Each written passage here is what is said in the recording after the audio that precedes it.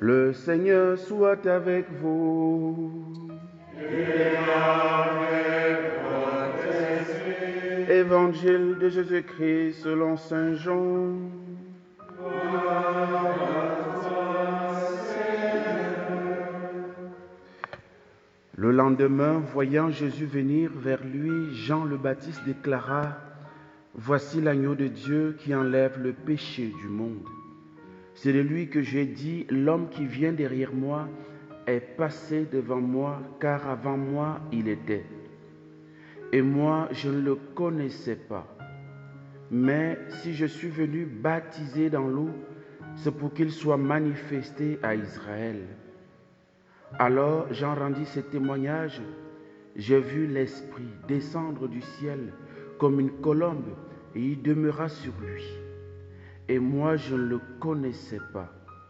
Mais celui qui m'a envoyé baptiser dans l'eau m'a dit: Celui sur qui tu verras l'Esprit descendre et demeurer, celui-là baptise dans l'Esprit Saint. Moi j'ai vu et je rends témoignage, c'est lui, le Fils de Dieu. Acclamons la parole de Dieu.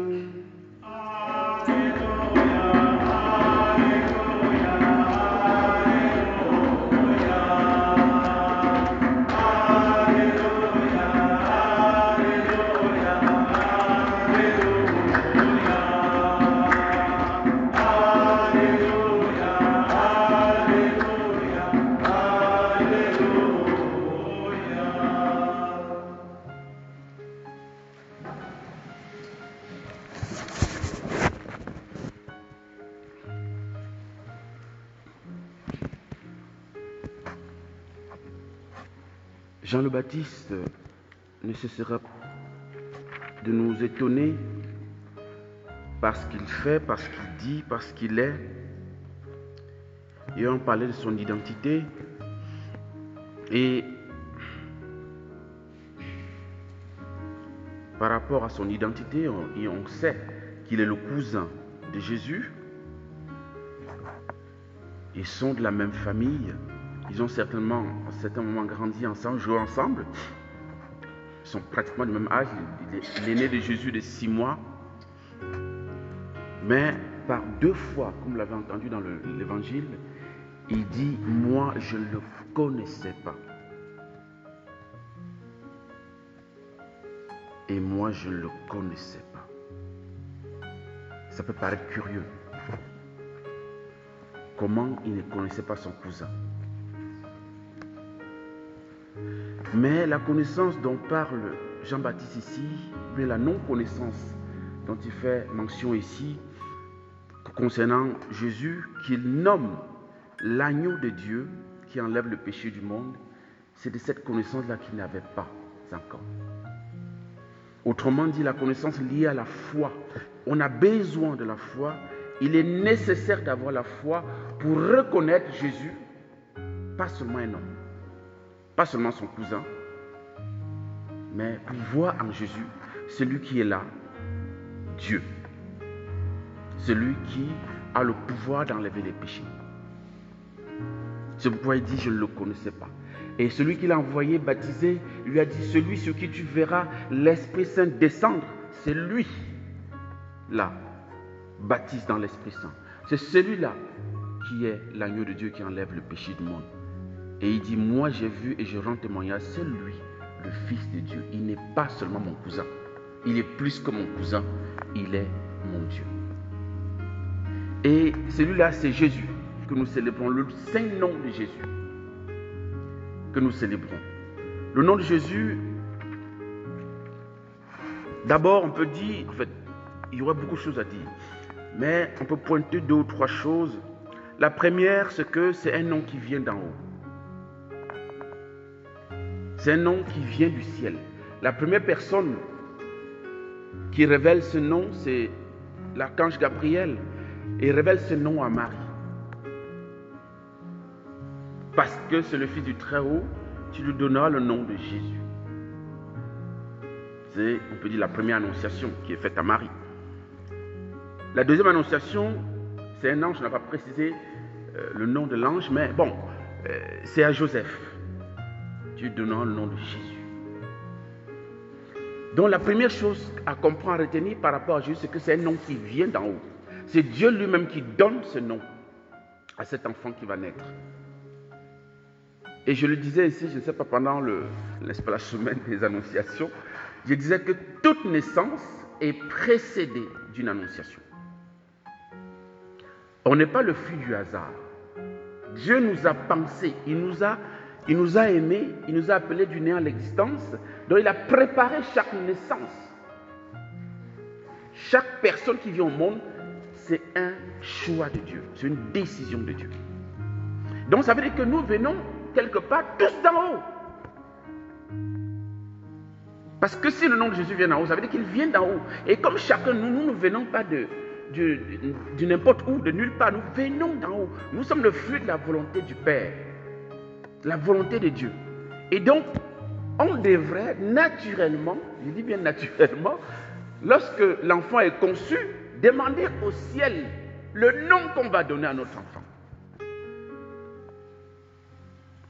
Mais je ne sais pas si les parents le font, mais normalement ils devraient le faire.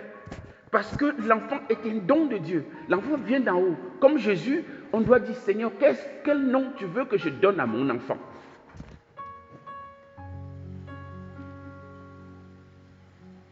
Bon, on a du chemin à faire par rapport à ça, surtout dans notre temps où on pique le nom dans les séries et tout ça, les séries télévisées, on donne le nom de stars, hein, voilà. Alors que l'auteur, je le disais aussi, l'auteur de toute vie, le vrai père de tout enfant, c'est Dieu. Et donc c'est lui qui doit donner le nom. Et ça passe donc par la prière. On doit demander au Seigneur, quel nom tu m'inspires pour donner, pour baptiser mon enfant.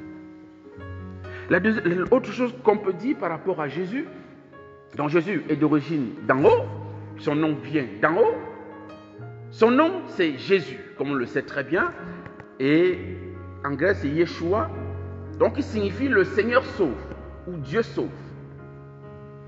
Donc le nom de Jésus, bien sûr qu'avant lui il y a eu Josué, qui porte le même nom, mais nous savons que le Premier Testament porte en figure ce qui doit se réaliser avec le Christ. Donc même Josué était prophétique. Et vous voyez très bien que le rôle de Josué a été de poursuivre l'œuvre de Moïse. Moïse n'a pas réussi à introduire le peuple d'Israël dans la terre promise. Le grand Moïse, l'immense Moïse, il n'a pas eu cette grâce-là. Et comme je le dis habituellement, ça signifie que l'homme ne peut pas sauver l'homme. Il a fallu que ce soit Josué qui le fasse. Josué qui n'a pratiquement, je peux dire qu'il n'a pratiquement rien fait, mais en tout cas il était bébé quand il sortait d'Égypte. Donc bon, voilà, c'est au cours de l'histoire du désert qu'il a pu grandir, mûrir et tout ça. Et son nom est quelque part prophétique pour dire que la personne qui va nous introduire dans la véritable terre promise, qui n'est pas Israël, mais qui est le ciel, s'appelle Jésus. Et pourquoi il peut nous introduire? Parce qu'il n'est pas seulement un être humain comme Moïse. Il est plus qu'un être humain, il est Dieu. Parce que Jésus signifiant Dieu sauve, lorsque je dis Jésus, je confesse la divinité de Dieu, j'invoque Dieu dans ma vie, sur ma vie, et j'invoque aussi la mission de ce Dieu-là dans ma vie. Il est Dieu qui me sauve. Donc, la prière la plus brève de la terre, c'est Jésus. Et la plus puissante même, c'est Jésus. Lorsque je dis Jésus, je confesse la divinité du Christ et j'invoque sur moi son salut. Il visite et rachète son peuple. Jésus n'est jamais invoqué en vain. Il est invoqué pour donner le salut. Il est invoqué pour donner le salut. Parce que c'est son nom. Dieu sauve. Parce que c'est le nom que nous avons entendu au début, n'est-ce pas, de la messe. C'est le nom qui est donné aux hommes par lequel nous pouvons être sauvés. C'est le seul nom par lequel nous pouvons être sauvés. Pierre, bon, ça va pas sauver quelqu'un. Hein? Même si on s'appelle, je sais pas, Donald, Narcisse, tout ce que vous voulez, voilà, ça ne sauve personne. Hein? Le nom qui sauve, c'est Jésus, C'est Jésus-Christ. Jésus de Nazareth. Vous voyez?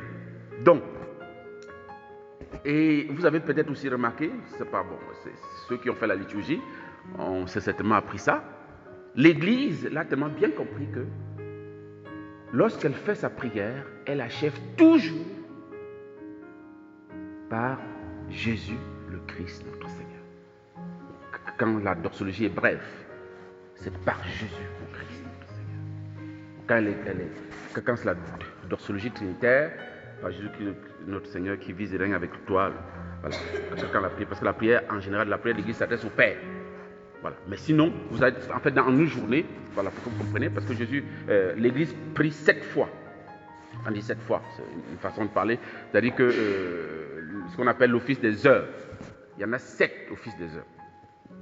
Et dans les 7 offices des heures, il y a 3 où on fait la dorse, où on termine les psaumes, ou même la prière, ou bien, n'est-ce pas, l'oraison, non, surtout l'oraison, avec la doxologie trinitaire. Hein, c'est-à-dire la plus longue. Voilà. Toi qui vis et règne avec Jésus-Christ, ton Fils, dans l'unité du Saint-Esprit, voilà. Mais les autres, les 4 autres, c'est par Jésus le Christ, c'est-à-dire les sexes, les noms, les tiesses et les complis. Pour bien montrer que, voilà, c'est lui le Christ. C'est lui, et c'est pourquoi la religion chrétienne est une religion personnelle, c'est une religion christocentrée.